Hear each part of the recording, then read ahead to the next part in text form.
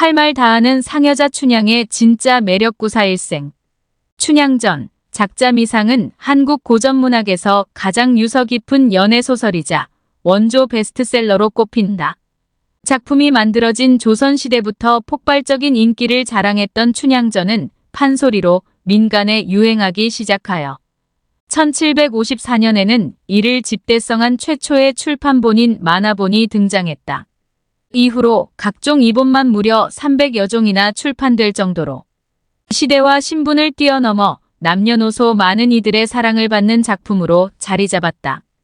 오늘날 대중적으로 알려진 춘향의 캐릭터는 아름답고 순종적이며 연인 이몽룡에게 일편단심 지고지순한 사랑을 바치는 순정파의 이미지로 각인되어 있다. 그런데 정작 원작 속의 춘향의 모습은 우리가 아는 것과는 다소 차이가 있다. 신분질서와 남녀차별이 엄격한 조선시대에 이몽룡과의 거침없는 직진 로맨스와 수위 높은 성적 묘사, 래퍼 뺨치는 독설과 기질의 분에 못 이겨 자신의 치마를 찢어버리는 불같은 성질머리까지. 소신있고 자존감 넘치는 원조 춘향의 진짜 모습은 차라리 오늘날 현대 여성의 캐릭터에 더 가깝다. 3월 27일 방송된 tvN 스토리 벌거벗은 한국사 101회에서는 과격한 춘향, 파격적 대반전의 결말은 춘향이는 왜 떠난 이몽룡을 잊지 못했나 편을 통하여 춘향전의 진실과 그 안에 숨겨진 메시지를 조명했다. 춘향전의 작중시대 배경은 조선 숙종시대다. 춘향은 전라도 남원에서 참판 벼슬을 지낸 아버지 성씨와 어머니인 퇴기 월매 사이에서 태어났다. 원작에서는 본래 이름만 존재하던 춘향에게 아버지의 존재와 성씨가 붙어 지금의 성춘향으로 알려지게 된 것은 후기의 이본에서 추가된 설정이다. 춘향에 붙인 성참판은 사대부였지만 어머니 월매는 기생 출신이었다. 춘향이나 월매라는 이름부터가 사대부가의 여인들은 잘 쓰지 않고 주로 기생들이 쓰는 명칭이었다. 조선시대는 노비종모법으로 노비 소생의 자녀는 어머니의 신분을 따라야 했다. 기생은 신분계급상 천인으로 분류되었고 본래 춘향은 어머니처럼 기생이 되어야 했지만 아버지 성참판이 월매를 기생의 호적에서 제외해준 덕분에 춘향 역시 함께 기생이 될 운명을 피할 수 있었다. 춘향은 성장하면서 봄의 향기라는 이름처럼 아름다운 용모와 화사한 자태를 뽐냈다. 남원부사 이한림의 아들 이몽룡은 5월 5일 단오절에 그네를 타는 춘향의 모습을 처음 보고 한눈에 반한다. 본래 이몽룡은 춘향이 비천한 기생의 딸이라는 것을 듣고 단지 가벼운 하룻밤 놀이개로 삼을 심산이었다. 이몽룡은 하인 방자를 심부름꾼으로 보내어 춘향에게 데이트를 신청했다. 하지만 춘향은 엊그제 오신 도련님이 나를 어찌 알고 부르신단 말이냐라고 어이없어하며 이몽룡의 제안을 단칼에 거절해버렸다. 여기에서 그치지 않고 춘향은 상전의 위세를 믿고 불손한 태도를 보이는 방자를 향해 춘향이니 난행이니 기생이 비생이니 종조리새 열시 까듯 시양쥐 씨나락 까듯 똑똑 꼬아 바치라더냐. 이 쥐구녕으로 쏙 빠질 녀석아. 김세종 판소리. 춘향가 중에서라고 걸쭉한 입담을 선보이며 참교육까지 시전했다. 그만큼 춘향이 능동적이고 강단 있는 여성임을 보여주는 장면이다.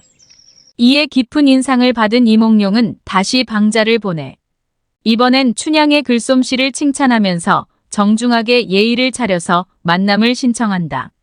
마침 춘향의 어머니 월매는 간밤에 청룡이 나오는 꿈을 꿨다면서 이몽룡과의 운명적인 인연을 직감하고 딸에게 만남을 적극적으로 제안한다. 이러한 설정은 춘향의 비천한 신분이나 사대부인 이몽룡과의 금지된 로맨스를 고귀하게 연출하기 위한 문학적 장치에 해당한다. 드디어 마주하게 된 춘향과 이몽룡은 첫 만남부터 서로에게 한눈에 반한다. 수려한 외모와 지적인 분위기의 이몽룡 역시 춘향이 원하던 이상형이었다.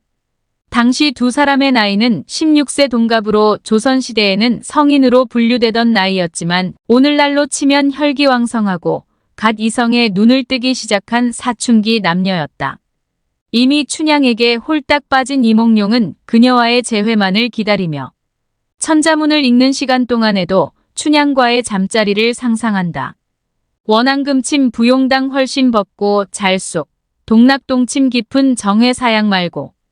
벌 열등의 표현들은 한자의 성적 은유를 빗댄 언어유희로서 현대적으로 표현하면 노골적인 색드립이다.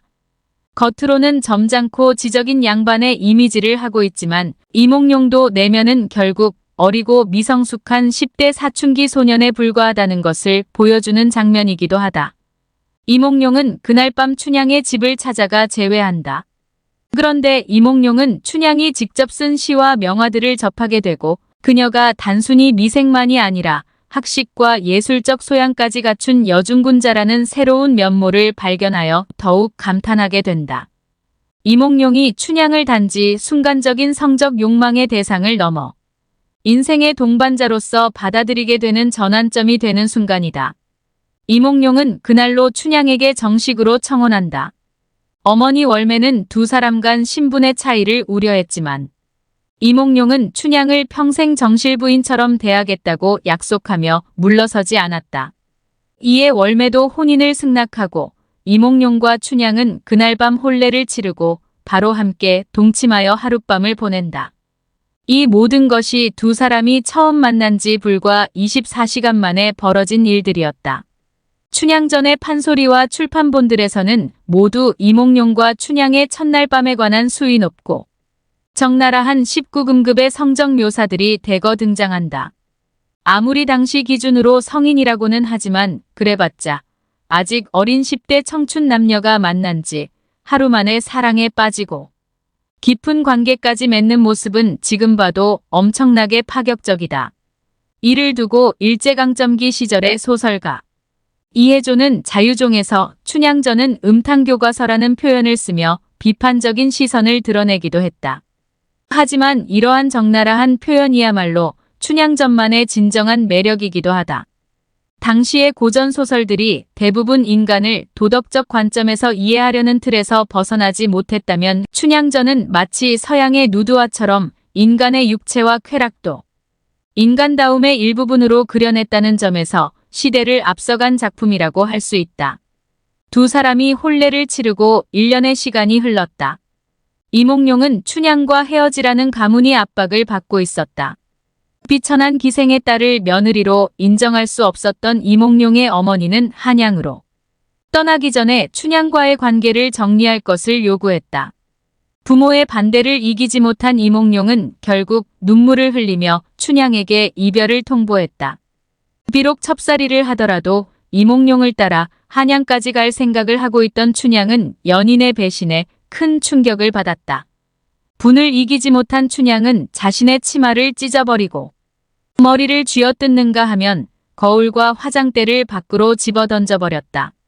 춘향의 분노는 신의를 저버린 이몽룡에 대한 배신감도 있었지만 자신을 천한 여자이자 하룻밤 놀이개 정도로만 취급하는 양반들의 차별적 인식에 대한 저항의 의미도 담겨 있었다.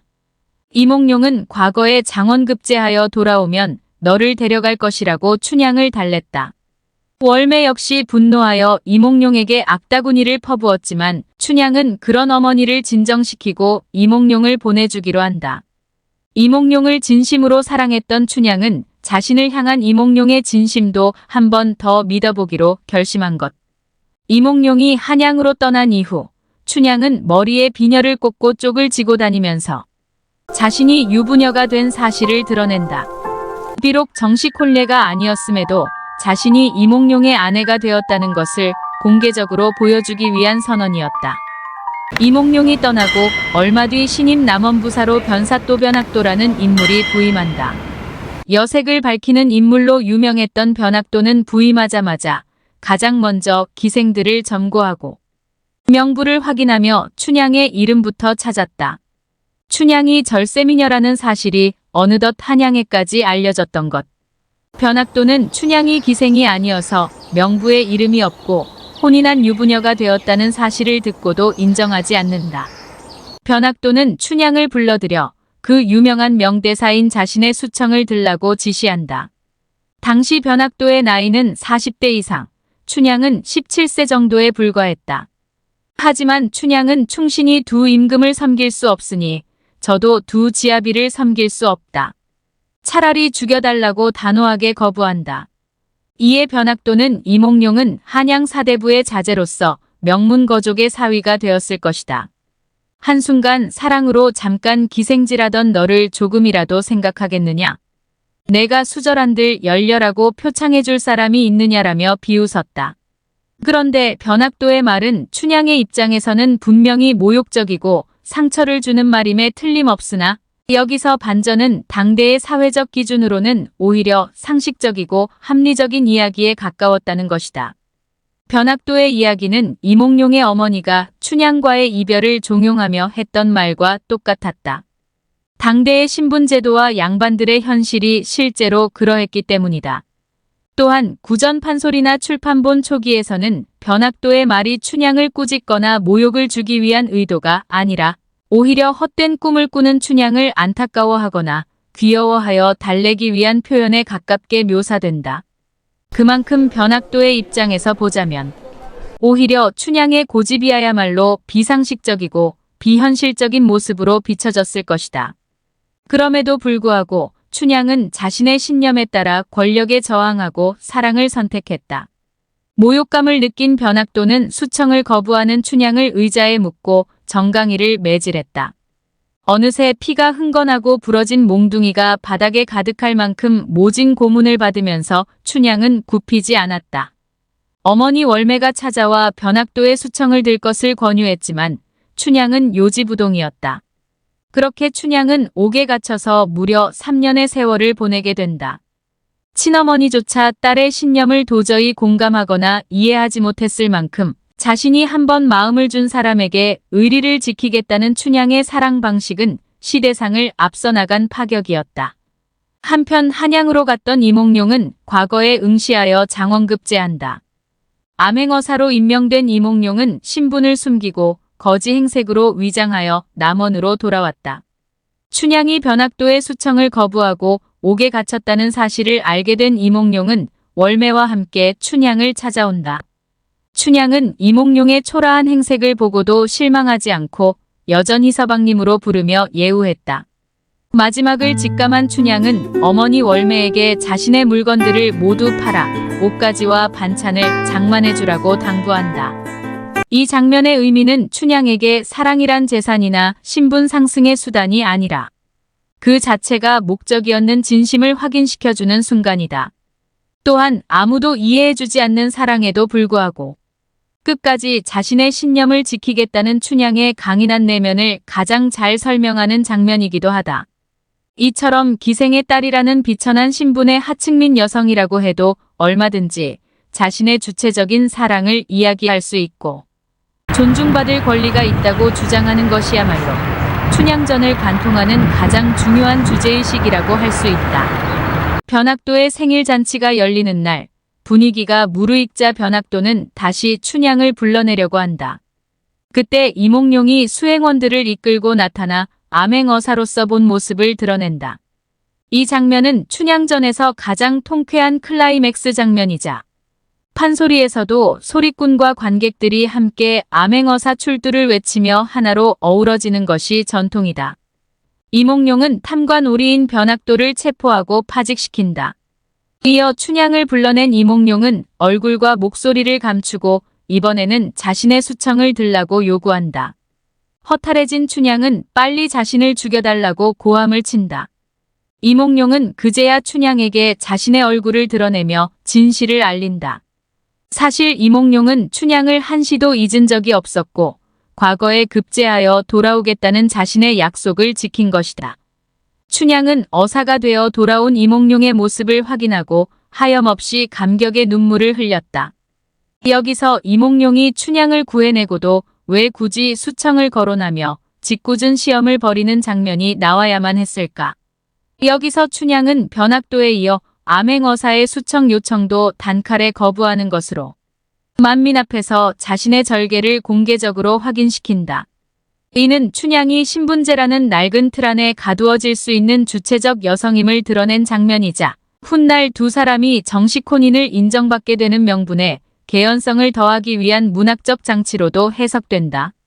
조선 국왕은 춘향의 사연을 듣고 갸륵하게 여겨 이몽룡과 특별히 정식으로 혼인을 허가한다.